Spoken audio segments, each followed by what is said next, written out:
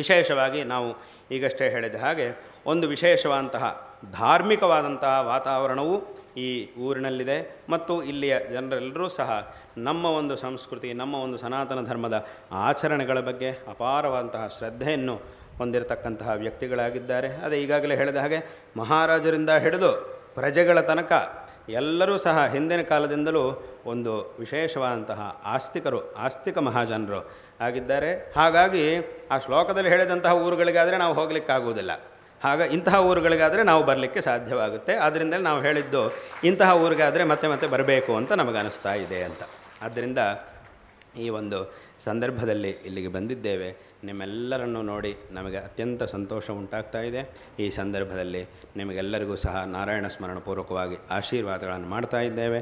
ಶ್ರೀ ಶಾರದಾ ಚಂದ್ರಮೌಳೀಶ್ವರರ ಮತ್ತು ನಮ್ಮ ಗುರುಗಳ ಪರಿಪೂರ್ಣವಾದಂತಹ ಒಂದು ಅನುಗ್ರಹದಿಂದ ನಿಮಗೆಲ್ಲರಿಗೂ ಸಹ ಎಲ್ಲ ರೀತಿಯಲ್ಲೂ ಸಹ ಶ್ರೇಯಸ್ಸುಂಟಾಗಲಿ ಎಂಬುದಾಗಿ ಆಶೀರ್ವಾದಗಳನ್ನು ಮಾಡ್ತಾ ಇದ್ದೇವೆ. ವಿಶೇಷವಾಗಿ ಈ ಒಂದು ಸಂದರ್ಭದಲ್ಲಿ ಸಚ್ಚಿದಾನಂದ ವಿಲಾಸ ಕಟ್ಟಡವು ಸಭಾಭವನ ಮತ್ತು ಗುರುನಿವಾಸ, ಆ ಒಂದು ಕಟ್ಟಡದ ಉದ್ಘಾಟನೆಯನ್ನು ಸಹ ಈ ಸಂದರ್ಭದಲ್ಲಿ ಮಾಡಿ ಅದೇ ಕಟ್ಟಡದಲ್ಲಿ ಈ ಶಾರದಾ ಚಂದ್ರಮೌಳೀಶ್ವರ ಪೂಜೆಯನ್ನು ಸಹ ಮಾಡಿದ್ದೇವೆ. ಇದೊಂದು ಅತ್ಯಂತ ಸಂತೋಷಕರವಾದಂತಹ ಒಂದು ವಿಷಯ. ಹಾಗೆ ಅನೇಕ ವಿಧವಾದ ನೀವೆಲ್ಲರೂ ಸಹ ಈಗಾಗಲೇ ನೋಡಿದ ಹಾಗೆ ಅನೇಕ ವಿಧವಾದಂತಹ ಧಾರ್ಮಿಕ ಆಚರಣೆಗಳು ಸಹ ಈ ಸಂದರ್ಭದಲ್ಲಿ ನಡೆದಿವೆ. ಕುಂಭಾಭಿಷೇಕ ಇತ್ಯಾದಿ ಕಾರ್ಯಕ್ರಮಗಳೆಲ್ಲವೂ ಸಹ ಈ ಸಂದರ್ಭದಲ್ಲಿ ನಡೆದಿವೆ. ವಿಶೇಷವಾಗಿ ಈ ಒಂದು ಸಂದರ್ಭದಲ್ಲಿ ಇದನ್ನು ಏರ್ಪಾಟು ಮಾಡುವುದರಲ್ಲಿ ಇದರಲ್ಲೆಲ್ಲರೂ ಸಹ ವಿಶೇಷವಾಗಿ ಶ್ರಮಿಸಿದ್ದಲ್ಲದೆ ನಮ್ಮ ಧರ್ಮಾಧಿಕಾರಿಗಳಿಗೆ ಒಂದು ಮಾರ್ಗದರ್ಶನವನ್ನು ಮಾಡಿದ್ದಾರೆ. ನಮ್ಮ ಆಡಳಿತಾಧಿಕಾರಿಗಳಾಗಿರ್ತಕ್ಕಂಥ ಪಿ ಎ ಮುರಳಿಯವರು ಮತ್ತು ನಮ್ಮ ಮುಖ್ಯ ಸಲಹೆಗಾರರಾಗಿರ್ತಕ್ಕಂತಹ ಗೌರಿಶಂಕರ್ ಅವರು ಸಹ ಇದರಲ್ಲಿ ಅವರೂ ಸಹ ಶ್ರಮಿಸಿದ್ದಾರೆ. ಯಾಕಂದರೆ ಇದರ ಕೆಲಸ ಶತಮಾನೋತ್ಸವದ ಕೆಲಸ ನಿನ್ನೆ ಮೊನ್ನೆ ಪ್ರಾರಂಭ ಆಗಿದ್ದಲ್ಲ, ತುಂಬ ದಿವಸಗಳ ಹಿಂದೇನೆ, ಸುಮಾರು 1-2 ವರ್ಷಗಳ ಹಿಂದೇನೆ ಇದರ ಕೆಲಸ ಪ್ರಾರಂಭವಾಯಿತು. ಬೇರೆ ಬೇರೆ ರೀತಿಯಾಗಿ ಯಾವ ರೀತಿಯಾಗಿ ಮಾಡಬೇಕು ಅನ್ನೋದರ ಬಗ್ಗೆ ಎಲ್ಲ ಚರ್ಚೆಗಳಾಗಿ ಈ ಒಂದು ಕಾರ್ಯಕ್ರಮದ ಏರ್ಪಾಟುಗಳೆಲ್ಲ ಆವಾಗಿಂದಲೇ ಆಗಿವೆ. ಹಾಗಾಗಿ ಆವಾಗಿಂದಲೂ ಸಹ ನಮ್ಮ ಗೌರಿಶಂಕರ್ ಅವರು, ತದನಂತರ ವಿಶೇಷವಾಗಿ ಮುರಳಿಯವರು ಸಹ ಇದರಲ್ಲಿ ಶ್ರಮಿಸಿದ್ದಾರೆ. ಹಾಗೂ ಧರ್ಮಾಧಿಕಾರಿಗಳಿಗೂ ಸಹ ಅವರು ಮಾರ್ಗದರ್ಶನ ಇತ್ಯಾದಿಗಳನ್ನು ಮಾಡಿದ್ದಾರೆ. ವಿಶೇಷವಾಗಿ ಧರ್ಮಾಧಿಕಾರಿಗಳಾಗಿರ್ತಕ್ಕಂತಹ ರಾಮಚಂದ್ರ ಅವರು ಇದರಲ್ಲಿ ಈ ಒಂದು ಕಾರ್ಯಕ್ರಮದಲ್ಲಿ ವಿಶೇಷವಾಗಿ ಶ್ರಮಿಸಿದ್ದಾರೆ. ಇದಕ್ಕೆ ಬೇಕಾದಂತಹ ವ್ಯವಸ್ಥೆಗಳನ್ನೆಲ್ಲದನ್ನು ಸಹ ಮಾಡಿ ನಮ್ಮ ಪ್ರೀತಿಗೆ ಪಾತ್ರರಾಗಿದ್ದಾರೆ. ಅವರಿಗೆ ಈ ಸಂದರ್ಭದಲ್ಲಿ ನಾವು ಆಶೀರ್ವಾದಗಳನ್ನು ಮಾಡ್ತಾ ಇದ್ದೇವೆ. ಅದೇ ರೀತಿಯಾಗಿ ಈ ಒಂದು ಸಂದರ್ಭದಲ್ಲಿ ಗುರುಗಳ ಬಗ್ಗೆ ಈ ವಿಶೇಷವಾದಂತಹ ಸಂದರ್ಭದಲ್ಲಿ ಸಚ್ಚಿದಾನಂದ ಶಿವಾಭಿನವ ನರಸಿಂಹಾರತಿ ಮಹಾಸ್ವಾಮಿಗಳವರ ವೈಶಿಷ್ಟ್ಯವನ್ನು ಎಲ್ಲರಿಗೂ ಸಹ ಅತ್ಯಂತ ಉತ್ತಮವಾದಂತಹ ರೀತಿಯಲ್ಲಿ ಅವರ ವೈಶಿಷ್ಟ್ಯವನ್ನು ಅವರು ಕೊಟ್ಟಂತಹ ಸಮಯದಲ್ಲಿ ಕೆಲವು ವಿಷಯಗಳನ್ನು ಹೇಳಿ ಎಲ್ಲರಿಗೂ ಸಹ ತಿಳಿಸಿದ್ದಾರೆ. ಎಲ್ಲರಿಗೂ ಸಹ ಸಂತೋಷವನ್ನುಂಟು ಮಾಡಿ ನಮ್ಮ ಪ್ರೀತಿಗೆ ಪಾತ್ರರಾಗಿದ್ದಾರೆ ವೆಂಕಟರಾಮನ್ನವರು. ಅವರಿಗೂ ಸಹ ನಾವು ಆಶೀರ್ವಾದಗಳನ್ನು ಈ ಸಂದರ್ಭದಲ್ಲಿ ಮಾಡ್ತಾ ಇದ್ದೇವೆ. ಅದೇ ರೀತಿಯಾಗಿ ಈ ಶತಮಾನೋತ್ಸವದ ಕಾರ್ಯಕ್ರಮದಲ್ಲಿ ಅನೇಕ ಜನರು, ಇಷ್ಟು ದೊಡ್ಡ ಕಾರ್ಯಕ್ರಮ ನಡೆದಿದೆ, ಇಷ್ಟೆಲ್ಲ ನಡೆದಿವೆ ಅಂತಂದರೆ ಇದರಲ್ಲಿ ಅನೇಕ ಜನರು ಅನೇಕ ಭಕ್ತ ಜನರು, ಪರಂಪರೆಯಾಗಿ ಶ್ರೀಮಠದ ಶಿಷ್ಯ ಜನರಾಗಿರ್ತಕ್ಕಂಥವರು ಅನೇಕ ಜನರು ವಿಶೇಷವಾಗಿ ಇದರಲ್ಲಿ ಶ್ರಮಿಸಿದ್ದಾರೆ. ಇಂತಹ ಒಂದು ಕಾರ್ಯದಲ್ಲಿ ಅತ್ಯಂತ ವಿಶಿಷ್ಟವಾಗಿ ನಾವು ಹೇಳಲೇಬೇಕಂತಹ ಹೆಸರು, ತುಂಬ ವಿಶೇಷವಾಗಿ ಇದರಲ್ಲಿ ಶ್ರಮಿಸಿರ್ತಕ್ಕಂಥವರು ನಮ್ಮ ಪ್ರೀತಿಪಾತ್ರರಾಗಿರ್ತಕ್ಕಂತಹ ರವಿಶಂಕರ್ರವರು. ಅವರು ತುಂಬ ಹಿಂದಿನಿಂದಲೂ ಸಹ ಮಠದ ಒಂದು ಅಪಾರವಾದಂತಹ ಭಕ್ತರಾಗಿದ್ದು ಈ ಒಂದು ಕಾರ್ಯವನ್ನು ಅತ್ಯಂತ ಶ್ರದ್ಧೆಯಿಂದ ಅವರು ಮಾಡಿದ್ದಾರೆ. ಪರಿಪೂರ್ಣವಾದಂತಹ ಒಂದು ಪ್ರಯತ್ನವನ್ನು ಮಾಡಿ ಈ ಒಂದು ಕಾರ್ಯವನ್ನು ಮಾಡಿ ನಮಗೆ ಅತ್ಯಂತ ಸಂತೋಷವನ್ನು ಉಂಟು ಮಾಡಿದ್ದಾರೆ. ಈ ಒಂದು ಸಂದರ್ಭದಲ್ಲಿ ಅವರಿಗೆ ನಾವು ವಿಶೇಷವಾಗಿ ಆಶೀರ್ವಾದಗಳನ್ನು ಮಾಡ್ತಾ ಇದ್ದೇವೆ. ಅದೇ ರೀತಿಯಾಗಿ ಅವರ ತಮ್ಮ ರವೀಂದ್ರ ಅವರೂ ಸಹ, ಅವರಿಬ್ಬರು ಯಾವಾಗಲೂ ರಾಮ ಲಕ್ಷ್ಮಣರಿದ್ದಾಗ ಅವರಿಬ್ಬರು ಯಾವಾಗಲೂ ಅಣ್ಣ ತಮ್ಮಂದಿರಿಬ್ಬರು ಒಟ್ಟಿಗೇ ಇರ್ತಾರೆ, ಒಟ್ಟಿಗೇ ಗುರುಸೇವೆ ಮಾಡ್ತಾ ಇರ್ತಾರೆ. ಅವರಿಗೂ ಸಹ ಇದರಲ್ಲಿ ವಿಶೇಷವಾದಂಥ ಒಂದು ಸೇವೆಯನ್ನು ಅವರಿಬ್ಬರೂ ಸಹ ಮಾಡಿದ್ದಾರೆ. ಅವರಿಗೂ ಮತ್ತು ಅವರ ಪರಿವಾರಕ್ಕೂ ಸಹ ಎಲ್ಲ ರೀತಿಯಲ್ಲೂ ಒಳ್ಳೆಯದಾಗಲಿ ಎಂಬುದಾಗಿ ನಾವು ಈ ಸಂದರ್ಭದಲ್ಲಿ ಆಶೀರ್ವಾದಗಳನ್ನು ಮಾಡ್ತಿದ್ದೇವೆ. ಅವರ ಹೆಸರನ್ನು ಈಗ ಹೇಳಲೇಬೇಕು. ಆ ರೀತಿಯಾದಂತಹ ಒಂದು ಸೇವೆಯನ್ನು ಅವರು ಈ ಒಂದು ಕಾರ್ಯದಲ್ಲಿ ಮಾಡಿದ್ದಾರೆ, ಶ್ರಮಿಸಿದ್ದಾರೆ. ಹಾಗೆ ವಿಶೇಷವಾಗಿ ಇನ್ನೂ ಅನೇಕ ವ್ಯಕ್ತಿಗಳು ಇದರಲ್ಲಿ ತುಂಬ ಒಂದು ಪರಿಶ್ರಮವನ್ನು ಪಟ್ಟು ಬೇರೆ ರೀತಿಯಂತಹ ಕೆಲಸಗಳನ್ನು ಮಾಡಿದ್ದಾರೆ. ಮತ್ತು ನಾವು ಪ್ರತ್ಯೇಕವಾಗಿ ಒಬ್ಬೊಬ್ಬರ ಹೆಸರನ್ನು ಹೇಳಕ್ಕೆ ಹೋಗ್ತಾ ಇಲ್ಲ. ಎಲ್ಲರೂ ಸಹ ಇದರಲ್ಲಿ ವಿಶೇಷವಾದಂತಹ ಸಹಕಾರವನ್ನು ಮಾಡಿದ್ದಾರೆ. ಅದೇ ರೀತಿಯಾಗಿ ಇವತ್ತು ಅನೇಕ ಗ್ರಂಥಗಳ ಒಂದು ಪ್ರಕಾಶನ ಕಾರ್ಯವೂ ಸಹ ಇವತ್ತಿನ ದಿವಸ ಆಗಿದೆ. ಈ ಒಂದು ಗ್ರಂಥಗಳಲ್ಲಿ ಚರಿತ್ರೆ, ಗುರುಗಳ ಒಂದು ಚರಿತ್ರೆ ಬಗ್ಗೆ ಈಗಾಗಲೇ ಅನೇಕ ವಿಧವಂತಹ ಗ್ರಂಥಗಳನ್ನು ಸಹ ರಚನೆ ಮಾಡಿದ್ದಾರೆ. ಈ ಒಂದು ಸಂದರ್ಭದಲ್ಲೂ ಸಹ ಕೆಲವು ಗ್ರಂಥಗಳ ಪುನಃ ಪ್ರಕಾಶನವು ಅಂದರೆ ಮರುಮುದ್ರಣವೂ ಸಹ ಆಗಿ ಅದರ ಒಂದು ಪ್ರಕಾಶನವೂ ಸಹ ಆಗಿದೆ. ನಮ್ಮ ಅತ್ಯಂತ ಪ್ರೀತಿ ನಮ್ಮ ಗುರುಗಳಿಗೂ ನಮಗೂ ಸಹ ಅತ್ಯಂತ ಪ್ರೀತಿಪಾತ್ರರಾಗಿರ್ತಕ್ಕಂಥ ಹೊರಗಲವಾಡಿ ಲಕ್ಷ್ಮೀ ನರಸಿಂಹ ಶಾಸ್ತ್ರಿಗಳವರು, ಅವರಿಗೂ ಸಹ ನಾವು ಆಶೀರ್ವಾದಗಳನ್ನು ಮಾಡ್ತಾ ಇದ್ದೇವೆ. ಈ ಗ್ರಂಥಗಳಲ್ಲಿ ಅನೇಕ ಕೆಲಸಗಳನ್ನು ಅವರು ಮಾಡಿದ್ದಾರೆ. ಈ ಶೃಂಗೇರಿ ಒಂದು ಚರಿತ್ರೆ ಇತ್ಯಾದಿಗಳ ಬಗ್ಗೆ ತುಂಬ ಕೆಲಸವನ್ನು ಅನೇಕ ವರ್ಷಗಳಿಂದ ಅವರು ಮಾಡಿದ್ದಾರೆ. ಈಗಲೂ ಸಹ ಮಾಡ್ತಾನೇ ಇದ್ದಾರೆ. ಇವಾಗಲೂ ಅವ್ರಿಗೆ ಆ ಒಂದು ಉತ್ಸಾಹ ಇದ್ದೇ ಇದೆ. ಈಗಲೂ ಸಹ ಅವರು ಮಾಡ್ತಾನೇ ಇದ್ದಾರೆ ಆ ಒಂದು ಕೆಲಸವನ್ನು. ಹಾಗಾಗಿ ಅವರಿಗೂ ಆಶೀರ್ವಾದಗಳನ್ನು ಮಾಡ್ತಾ ಇದ್ದೇವೆ.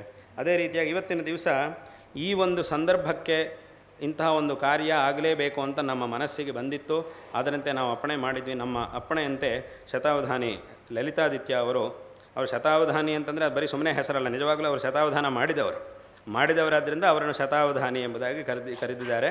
ಆ ಒಂದು ಶತಾವಧಾನವನ್ನು ಸಂಸ್ಕೃತ ಮತ್ತು ತೆಲುಗು, ವಿಶೇಷವಾಗಿ ತೆಲುಗಿನಲ್ಲಿ ತೆಲುಗು ಮತ್ತು ಸಂಸ್ಕೃತ ಶತಾವಧಾನವನ್ನು ಮಾಡಿರ್ತಕ್ಕಂತಹ ಯುವ ವಿದ್ವಾಂಸನಾಗಿದ್ದಾನೆ. ಈ ಸಂದರ್ಭದಲ್ಲಿ ನಾವು ಸುಮಾರು ಒಂದು 3 ತಿಂಗಳ ಮುಂಚೆ ಅವರಿಗೆ ಅಪ್ಪಣೆ ಮಾಡಿದ್ವಿ. ಈ ಒಂದು ಶುಭ ಸಂದರ್ಭಕ್ಕೆ ಆಗುವ ಹಾಗೆ ಒಂದು ಅಭಿನವ ಶಂಕರ ವಿಜಯ ಅನ್ನುವಂತಹ ಒಂದು ಕಾವ್ಯವನ್ನು ರಚನೆ ಮಾಡಬೇಕು. ಅದು ತೆಲುಗು ಭಾಷೆಯಲ್ಲಿ ಒಂದು ಉತ್ಕೃಷ್ಟವಾದಂತಹ ಕಾವ್ಯವನ್ನು ರಚನೆ ಮಾಡಬೇಕು. ಆ ಕಾವ್ಯವು ಶಾಶ್ವತವಾಗಿರುವಂತೆ ಒಂದು ಒಳ್ಳೆಯ ಕಾವ್ಯವನ್ನು ರಚನೆ ಮಾಡಬೇಕು ಎಂಬುದಾಗಿ ಅಪ್ಪಣೆ ಮಾಡಿದ್ವಿ. ಅದರಂತೆ ವಿಶೇಷವಾಗಿ ಶ್ರಮಿಸಿ ಜಗದ್ಗುರು ಶ್ರೀ ಸಚ್ಚಿದಾನಂದ ಶಿವಾಭಿನವ ನರಸಿಂಹಭಾರತಿ ಮಹಾಸ್ವಾಮಿಗಳವರ ಚರಿತ್ರೆ ಮತ್ತು ಆ ಚರಿತ್ರೆಯಲ್ಲಿ ಇರತಕ್ಕಂತಹ ಅನೇಕ ಉತ್ಕೃಷ್ಟವಾದಂತಹ ಒಂದೊಂದು ಘಟ್ಟವೂ ಸಹ ಅತ್ಯಂತ ಉತ್ಕೃಷ್ಟವಾದದ್ದೇ. ಅದರಲ್ಲಿರ್ತಕ್ಕಂತಹ ಅನೇಕ ವಿಷಯಗಳನ್ನು ಪದ್ಯ ಮತ್ತು ಗದ್ಯದ ರೂಪದಲ್ಲಿ ಈ ಕಾವ್ಯ ರೂಪವಾಗಿ ರಚನೆ ಮಾಡಿದ್ದಾರೆ. ಅದಕ್ಕೆ ನಾವು ಅಭಿನವ ಶಂಕರ ವಿಜಯ ಅನ್ನುವಂತಹ ಹೆಸರನ್ನೇ ಅದಕ್ಕೆ ನಾನು ಸೂಚಿಸಿದ್ದೆ. ಆ ಹೆಸರನ್ನಿಟ್ಟು ಈ ಕಾವ್ಯವನ್ನು ಬರೆದಿದ್ದಾರೆ. ಇಲ್ಲಿ ಒಂದು ಆಶ್ಚರ್ಯಕರವಾದ ವಿಷಯವನ್ನು ಹೇಳಬೇಕು ಅಂತಂದರೆ, ಈ ಲಲಿತಾದಿತ್ಯ ಅನ್ನುವಂತಹ ವ್ಯಕ್ತಿ ವಾಸ್ತವವಾಗಿ ಇಲ್ಲಿ ಹುಟ್ಟಿದವನೇ ಅಲ್ಲ. ಅವನು ಹುಟ್ಟಿದ್ದು ಅಮೆರಿಕಾದಲ್ಲಿ. ಚಿಕ್ಕ ವಯಸ್ಸಿನ ಅಮೆರಿಕಾದಲ್ಲಿ ಹುಟ್ಟಿ ಬೆಳೆದವನು. ಅಲ್ಲಿ ಹುಟ್ಟಿ ಬೆಳೆದು ಇಲ್ಲಿ ಭಾಷೆಯನ್ನು, ಸಂಸ್ಕೃತ ಭಾಷೆಯನ್ನು, ಅವನ ಮಾತೃಭಾಷೆಯಾದ ತೆಲುಗು ಭಾಷೆಯನ್ನು ಕಲಿತುಕೊಂಡು ಬರೀ ಮಾತಾಡಲಿಕ್ಕೆ ಮಾತ್ರ ಕಲಿತುಕೊಂಡಿದ್ದಲ್ಲದೆ ಇಂತಹ ಒಂದು ಕಾವ್ಯವನ್ನು ರಚನೆ ಮಾಡುವಂತಹ ರೀತಿಯಲ್ಲಿ ಇದನ್ನು ಕಲಿತುಕೊಂಡು ಇವತ್ತಿನ ದಿವಸ ಈ ಒಂದು ಕಾವ್ಯವನ್ನು ರಚನೆ ಮಾಡಿದ್ದಾನೆ. ಈ ರೀತಿಯಾದಂಥ ಒಂದು ಉತ್ಕೃಷ್ಟವಾದ ಕಾವ್ಯವನ್ನು ರಚನೆ ಮಾಡಿದ್ದಾನೆ. ವಾಸ್ತವವಾಗಿ ಈಗಿನ ಕಾಲದಲ್ಲಿ ಅಮೆರಿಕಾದಲ್ಲಿ ಹುಟ್ಟಿರೋ ಮಕ್ಕಳಿಗೆ ತೆಲುಗು ಮಾತಾಡೋಕ್ಕೆ ಬರಲ್ಲ. ಅವರು ತೆಲುಗಿನೇ ಮಾತಾಡೋದಿಲ್ಲ. ಮನೆಯಲ್ಲಿ ಹೇಗಾದರೂ ಆ ಇಂಗ್ಲೀಷನ್ನೇ ಕಲಿಸ್ತಾ ಇರ್ತಾರೆ ಮಕ್ಕಳಿಗೆ.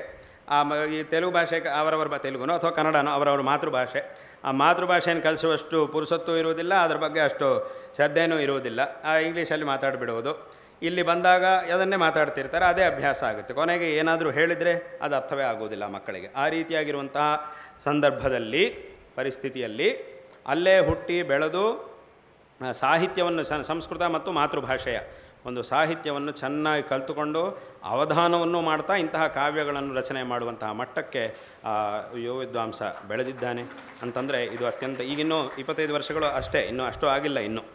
25 ವರ್ಷಗಳು ಆಗಿಲ್ಲ ಇನ್ನೂ, ಅಷ್ಟು ಚಿಕ್ಕವನು ಆದರೂ ಸಹ ಇಂತಹ ಕಾವ್ಯವನ್ನು ರಚನೆ ಮಾಡಿದ್ದಾನೆ. ಹಾಗಾಗಿ ಈ ಸಂದರ್ಭದಲ್ಲಿ ಅವನಿಗೂ ಸಹ ನಾವು ಆಶೀರ್ವಾದಗಳನ್ನು ಮಾಡ್ತಾ ಇದ್ದೇವೆ.